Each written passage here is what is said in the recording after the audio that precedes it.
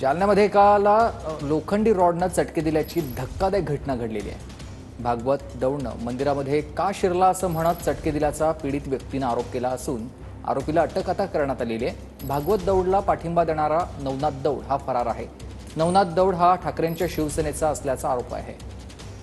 मी म्हणलं कोण काय अडचण आहे तुला मारायची असं तसं, तुला चटके देतो म्हणलं. कोण देतो चटके बाबा मला, तुम्ही माझं काय चुकलं नाही म्हणे, इथे यायचं नाही म्हणे, इथे यायचंच नाही अजिबात म्हणे, आम्ही असताना तर यायचंच नाही म्हणे. आणि म्हणलं मी देवाचं दर्शन नाही म्हणे, काही देव बी थोडा नाही म्हणे इथे. मग त्याने मला गळ्याला रुमाल टाकला, लोटलाट केली आणि ती जशी रॉड काढली त्यांनी माझ्या पोटाला लावली. त्याने मला उलटं पाडलं. क्रूरतेने खूप म्हणजे असे की वेदनादायक मला त्याला चटके दिले खूप.